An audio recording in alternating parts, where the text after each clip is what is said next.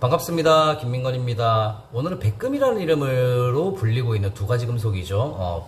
플래티늄하고 화이트 골드 이야기 준비했습니다. 많은 분들이 이제 헷갈려 하세요. 색상이 아무래도 이제 똑같다 보니까. 근데 백금이 이제 화이트 골드 아니에요 하고 이제 이렇게 물어보시고, 이제 사실 이제 잘못된 정보를 좀 가지고 계시는 분들이 계시니까, 오늘 이 영상에서는 이 두 가지 금속에 대해서 명확하게 이제 좀 잡고 바로 갈게요. 금이 이제 두 가지로 나뉘죠.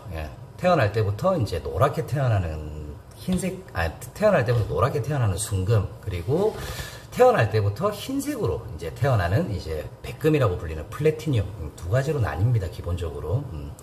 24K라고 불리는 이제 그 순금 같은 경우에는 함유량에 따라서 이제 75% 순금이 들어가고, 그리고 기타 성분이 25%로 이제 합금을 해서 만드는 게 18K, 그리고 750, 이렇게 이제 표현을 하고요. 그리고 순금 58.5%에 기타 합금 재료 41.5%가 들어가는 게 이제 우리가 14K, 흔히 이야기하는 14K 585라고 이제 표기를 합니다, 기본적으로. 주 재료가 이제 아무래도 노란색 순금이다 보니까 합금 재료가 이제 금속에 이제 어떤 기능 같은 거 있죠. 사용하는 데 기능이라든지 아니면 색을 만드는 데 역할을 하고요, 기본적으로. 그러면 이제 18K 화이트 골드는 당연히 75%의 순금이 들어가 있겠죠. 그러면 기타 합금 재료 25%로 최대한의 노란 이제 순금의 색깔을 희석을 좀 시킨 다음에, 그리고 이제 하얗게 도금을 해가지고 이제 플래티늄처럼 보이게 만드는 게 이제 18K 화이트 골드거든요. 그러면 이제 플래티늄은 뭐냐?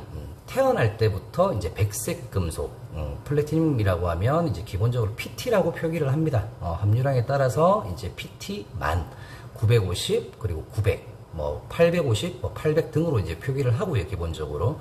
우리가 18K 화이트 골드하고 그 다음에 플래티늄의 이제 대표적 차이가 이제 세공이에요, 세공. 우리가 이제 제조사에다가 백금으로 제작할 겁니다, 플래티늄으로 제작할 거예요 라고 이야기하면, 일단 플래티늄 전문 제조사가 아니라 일반 제조사 같은 경우에는 짜증부터 냅니다, 실제적으로. 보통 700도 정도 이제 온도가 700도 정도에서 이제 용광로에서 이제 순금이 이렇게 녹거든요. 합금할 때 이제 그 정도 하는데, 플래티늄 같은 경우에는 이제 기본적으로 한 1700도 이상의 이제 고온에다가 이제 압력까지 고온 고압이 같이 합쳐져야지만 이제 녹일 수 있는 아주 질긴 금속이고요. 그래서 기본적으로 이제 일반 제조사에서는 틀이라고 하죠. 그런 이제 기본 주물 자체를 만들지를 못해요. 그러다 보니까 이제 금을 이렇게 녹여가지고 이제 모양 같은 걸 이렇게 만들지를 못합니다. 그러다 보니까 이제 플래티늄 전문 회사에서 이제 모형 틀을 가지고 가가지고 이거 좀 주물 좀 쏘아주세요 하면 이제 틀을 이렇게 이제 만들어서 이제 주물을 쏜다라는 표현을 하는데, 주물을 이렇게 만들어서 가지고 오죠.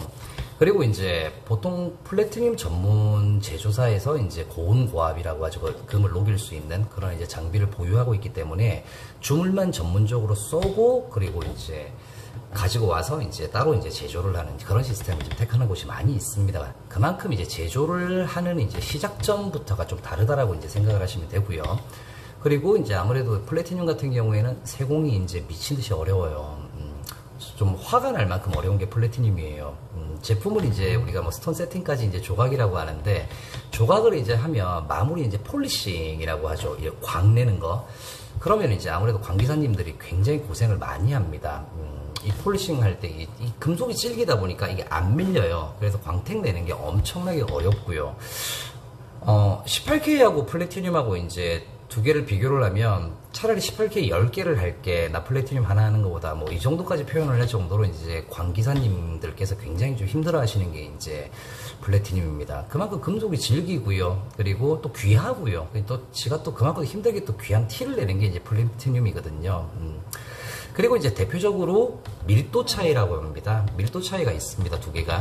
18K 화이트 골드가 만약에 한 돈이 나올 것 같으면 같은 부피라고 가정을 했을 때 이제 플래티늄 같은 경우는 중량이 뭐 18K 한 돈이면 이제 뭐 플래티늄은 1.4돈에서 1.5돈 정도, 한 40~50% 정도 이제 무게가 좀 더 나갑니다. 밀도가 이렇게 꽉 차 있는 금속이기 때문에.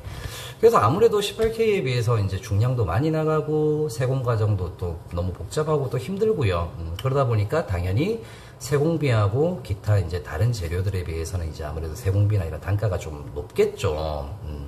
근데 오늘 영상에서 이제 가장 중요한 키포인트는 이제 제가 좀 어떤 걸 말씀드리고 싶냐면 18K 화이트 골드하고 이제 플래티늄의 차이, 이제 합금 관련 차이거든요.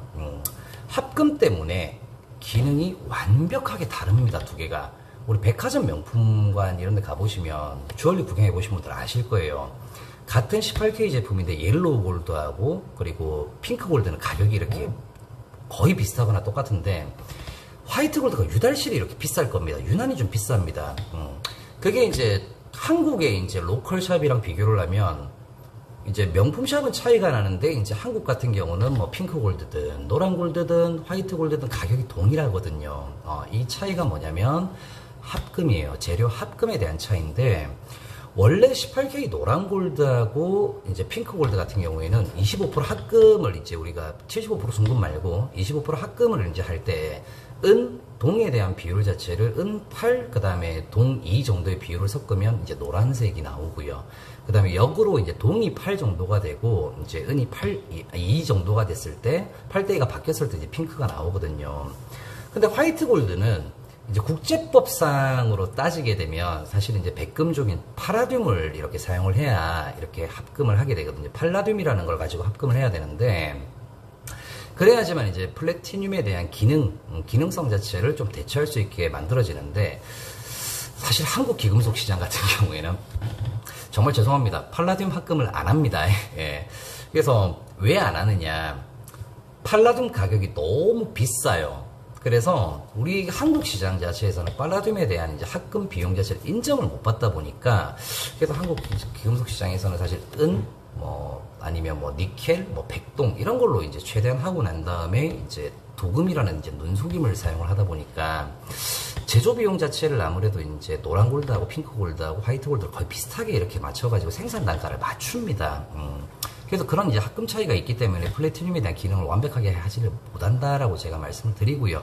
물론 나쁜 건 아닙니다. 왜 그러냐면 금속이 주가 되고 보석이 이제 부가 되는 상품들, 이제 금속 디자인이 좀 이렇게 화려하고 이렇게 금속 디자인 특이한 것 같은 경우에는 이제 기능성으로 문제가 없죠. 그런 부분 같은 경우는. 그리고 이제 광택 같은 경우에도 옆에 이렇게 플래티늄이랑 비교를 하지 않으면 사실 금속 광택 자체가 이제 크게 차이가 나지는 않거든요. 비슷하게 이제 딱 두 개를 동일선상에 놓고 비교하면 이제 금속 광택의 차이가 나는데 문제가 뭐냐면 금속이 주가 되는 주얼리가 문제가 아니라 보석이 이제 주가 되는, 보석이 주가 되고 금속은 보석을 이제 지지해주는, 금속 자체가 보석을 지지해주는 역할을 할 때 이제 문제가 생겨요, 제품에서. 예를 들면 이제 프로포즈링 같은 거 한번 해볼게요. 다이아몬드 싱글 반지라고 하죠. 보통 이 솔리테어링 같은 경우에는 이제 어떻습니까? 다이아몬드만 보이면 되잖아요. 그리고 이렇게 이제 보석을 지지를 해주는 이제 지지대 역할을 가지고 이제 금속을 하는데 사실 이제 지지대 역할을 하는 보석을 잡아주는 이 프롱 부분을 이 발자리라고 하죠. 이 프롱 부분 자체가 금살 자체가 굉장히 얇게 들어갈수록 어떻게 돼요? 보석은 더 빛나겠죠. 근데 문제가 이제 여기서 발생을 하는 거예요. 플래티늄 같은 경우에는 밀도가 높아가지고 연성도 좋죠. 그래서 이제 사용을 하면서 이제 여기저기 이렇게 부딪히다 보면 사용하면 당연히 이제 이 반지를 끼다가 이제 안 부딪힐 수가 없으니까 여기저기 이렇게 부딪힐 수 있잖아요. 이렇게. 그러면 플래티늄 같은 경우에는 약간 밀리는 성향은 있어도 발이 부러지지는 않아요. 이거 자체가. 발이 부러질 위험성이 거의 없는데 18K 같은 경우에는 좀 이렇게 탄성이 좀 굉장히 강하다 보니까 이 지지대 역할에서 얘가 이리 치고 저리 치고 좀 부딪혔을 때 사실 얘가 조금 부러질 확률이 있습니다. 그래서 다이아몬드를 이제 가장 안전하게 이제 지지해주면서 보관을 해주는 금고 역할을 하는 거거든요. 명품 브랜드에서 이제 18K 화이트 가격이 이제 높은 이유가 합금, 말 그대로 팔라듐을 사용을 해가지고 합금을 하기 때문에 백금에 대한 이제 백금족이니까 팔라듐 같은 경우에도 그래서 이제 플래티늄에 대한 고유의 기능을 최대한 이제 할 수 있게 만든 게 화이트 골드인데 아무래도 이제 좀 한국 시장 같은 경우에는 좀 그렇게 합금을 안 하다 보니까 이제 보석을 이제 지지하는 이 역할 자체는 조금 위험하다. 좀 부딪히면 좀 강한 탄성이 좀 부러질 수 있는 확률이 좀 있다라는 게 좀 단점이거든요. 다이아몬드를 예를 들어서 이제 지구상에서 제가 이제 가장 경도가 이제 높은 게 이제 강하고 높은 게 이제 다이아몬드라고 했는데 다이아몬드는 키스가 안 나잖아요, 실제적으로. 다이아몬드가 키스가 안 나는데 18K에다 이렇게 해가지고 왔다 갔다 이렇게 부딪히고 하다 보면 이 충격이 어디로 갑니까? 금속으로 가거든요, 기본적으로. 그러다 보니까 금속을 다이아몬드가 조금씩 갈아낸다, 이렇게 생각을 하시면 제일 편할 것 같아요. 그러면 어느 순간 탁 부딪혔을 때 탄성이 이제 약해져가지고 탁 부러졌을 때 얘가 이제 스톤 자체가 이제 톡 하고 날아갈 수도 있다라는 거거든요. 그렇게 이제 푸른 쪽이 충격이 탁 갔을 때 발이 부러지면서 다이아몬드도 좀 날아갈 수도 있고, 특히 기보석 같은 경우에 그런 이제 위험성이 있기 때문에 제가 이제 좀 그런 보석이 추가되는 거는 이제 플래티늄에 대한 좀 추천을 좀 하고요. 왜 그러냐면 플래티늄 같은 경우는 그런 걱정을 최대한 안 할 수 있게 제조가 된 금속이니까 그렇게 생각을 하시면 되거든요.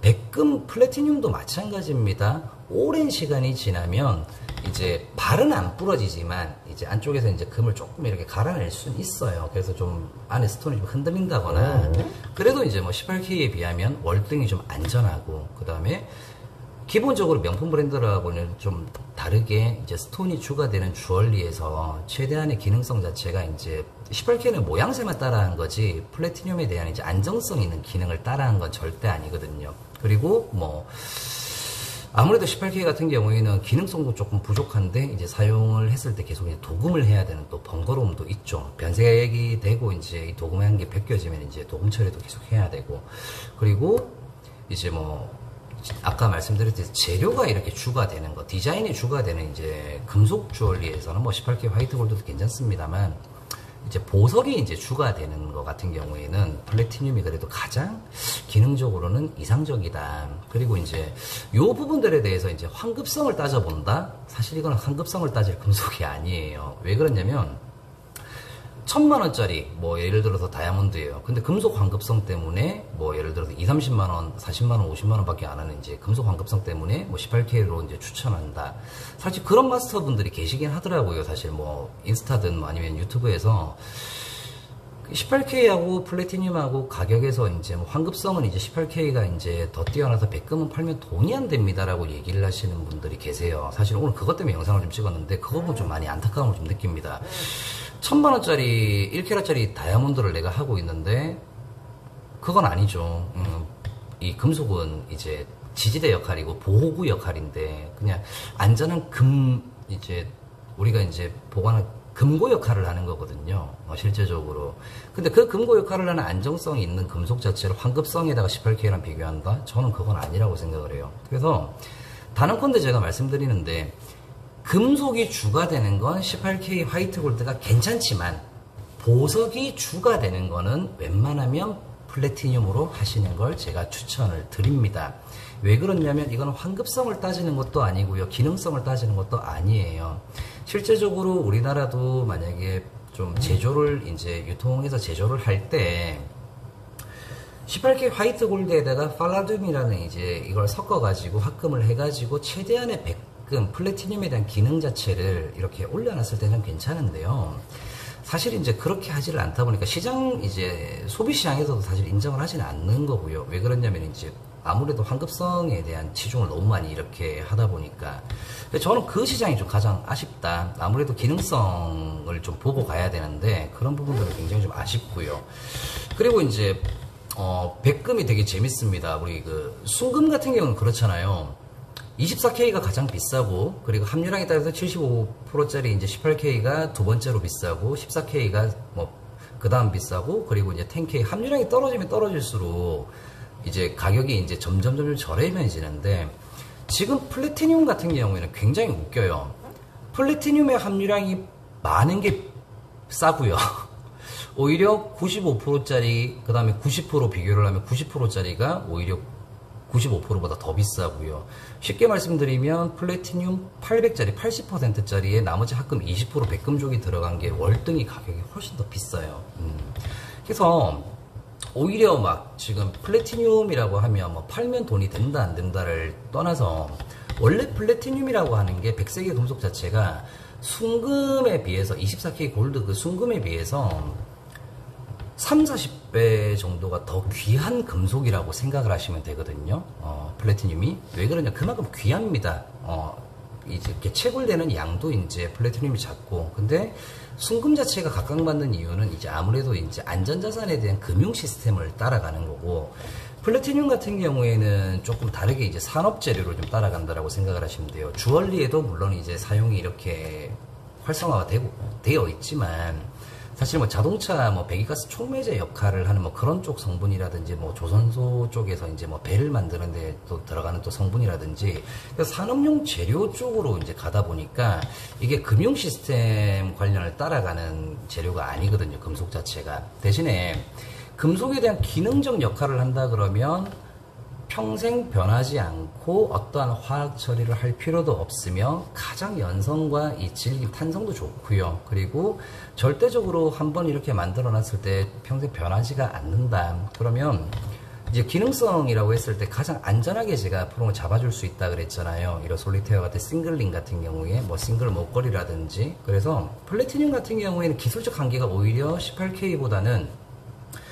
그 디자인적인 부분에 있어서는 분명히 한계점이라는 게 있어요. 그래서 오히려 이제 뭐 어떤 디자인적으로 금속에 대한 표현을 하는 거는 오히려 18K 화이트 골드가 월등히 유리합니다만, 기능적 역할을 한다, 스톤을 잡아주는 기능적 역할을 한다라고 하는 거는 18K 화이트 골드보다는, 왜 한국은 아까 말씀드렸듯이 합금 자체를 팔라듐을 쓰지를 않는다. 오히려 이제 좀 값싼 재료, 뭐 실버라든지 동이라든지 백동 같은 거, 이런 거를 이제 사용을 하기 때문에, 기본적으로 이제 제가 꼭 말씀드리고 싶은 게 이겁니다. 플래티늄과 18K 화이트 골드는 엄연히 다른 금속이고 절대 환급성에 대해서 생각을 하고 할 게 아니라, 보석이 주가 되는 주얼리 같은 경우에는 플래티늄 자체가 기능성으로는 월등히 뛰어나고, 귀보석들 있죠. 루비, 사파이어, 뭐 다이아몬드, 에메랄드, 이렇게 이제 준보석이 아닌 귀보석들, 진짜 캐라당 이제 몇백만 원씩 하고 몇천만 원씩 하는 이제 상품들 같은 경우에는 웬만하면 내 보석에 대한 안전한 금고, 안전한 지지대라고 생각을 하시고 웬만하면 플래티늄을 선택을 좀 하셨으면 좋겠다.